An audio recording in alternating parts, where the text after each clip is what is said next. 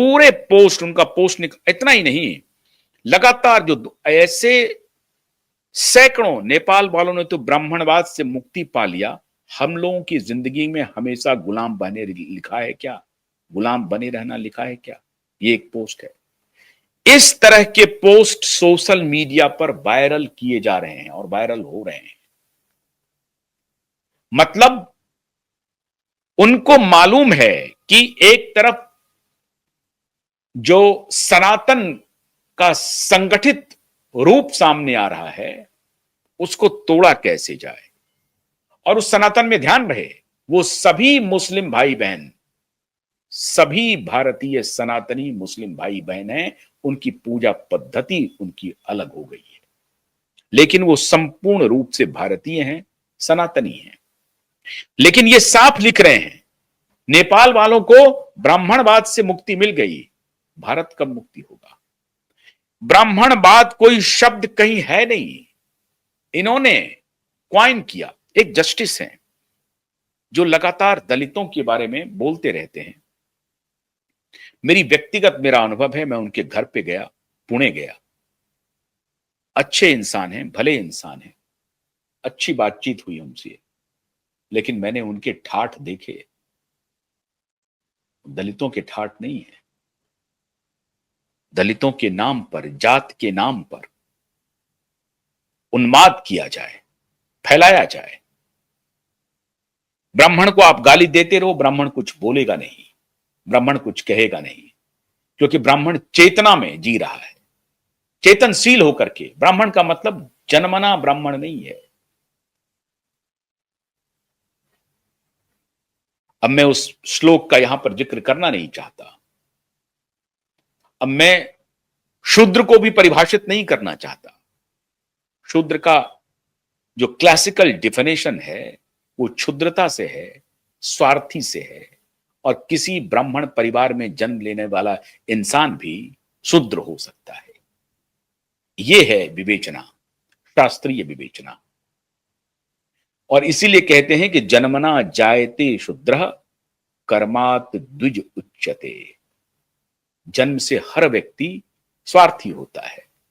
बच्चा जो होता है वो रोते रहता है दूध के लिए, पानी के लिए, तो वो लोभी होता है, स्वार्थी होता है। जैसे जैसे ज्ञान की चेतना, हालांकि वो बच्चे में एक दूसरा भी भाव है कि बच्चे भगवान होते हैं, वो स्वार्थी नहीं होते हैं, लेकिन यहां मतलब है कि जैसे जैसे चेतना का आपको विकास होता है, आप इन बंधनों से ऊपर उठते हैं और फिर इंसान इंसान में विभेद नहीं करते हैं। ये है ब्राह्मण। और ब्रह्म जानोति ब्राह्मणम है, ये किसी भी जाति में जन्मा हुआ व्यक्ति ब्राह्मण हो सकता है। जन्म के आधार पर सनातन में जाति का वर्णन नहीं है, और इस जाति के ऊपर लंबी चर्चा कर सकता हूं, और ऐसे मूर्खों से तो 24 घंटे चर्चा कर सकता हूं। जिन पुस्तकों का वो हवाला देते हैं, उन्हीं पुस्तकों के आधार पर इन्हें कर सकता हूं। लेकिन दुर्भाग्य देखिए, मैं आज जिस बात को आपके सामने रख रहा हूं वो ये है, मोदी को हटाने के लिए, एनडीए को सत्ता से पदच्युत करने के लिए, सत्ता से हटाने के लिए आपको जो भी तिकड़म करना पड़े करो करो, किसी समाज को बदनाम करना पड़े करो करो, ब्राह्मण क्षत्रिय और वैश्य के खिलाफ मोर्चा खोलना पड़े खोलो, उन्हें बदनाम कर दो। और इसलिए मैं कह रहा हूं, वाजपेयी जी कहते थे कि चिंगारी का खेल बुरा होता है।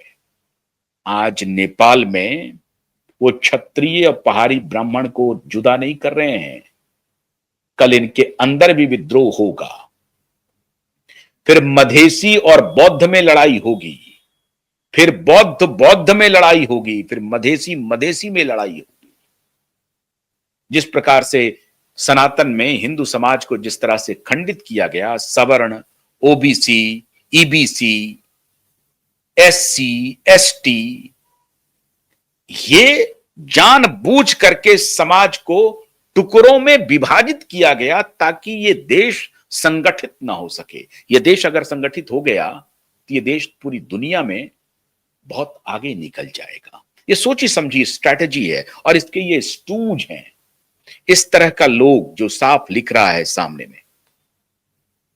अब जो हाल चार्ली की हुई, चार्ली किर्की की हुई अमेरिका में, वो यही बोलता था कि बंदूक रखना चाहिए, पिस्टल रखना चाहिए, गन लॉ को समर्थन करता था।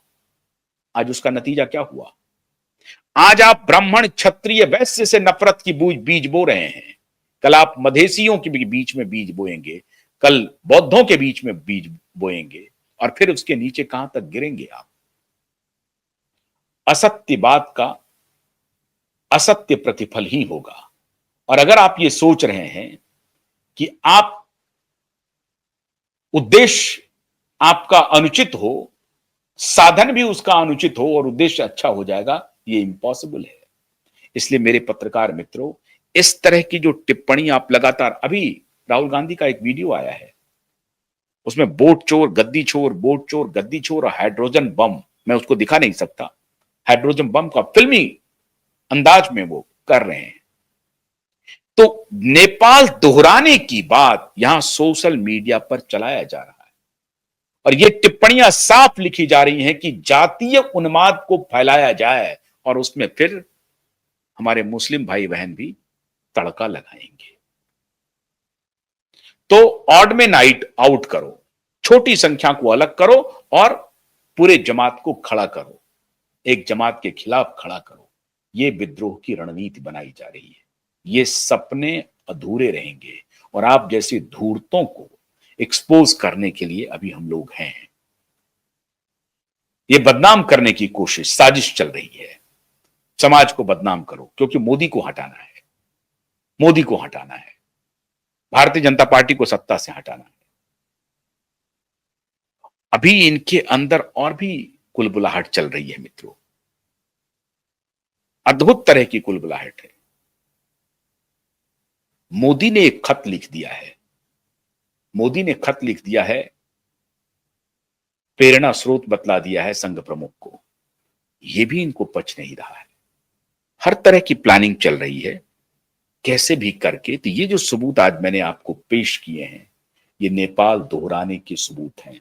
इस तरह के सबूत सोशल मीडिया पर आपको सैकड़ों हजारों की संख्या में मिल जाएंगे। मैंने तो कुछ आपको दिखाए। एक तरफ कह रहा है कि ब्राह्मण बन जाएगा, एक तरफ कह रहा है कि नहीं अब ये मधीसी बनने के लिए आ रहा है। कंफ्यूज्ड है, जो दिखता है जैसे भी दिखता है बस बयानबाजी शुरू कर देता है। तोड़ो, बस तोड़ो।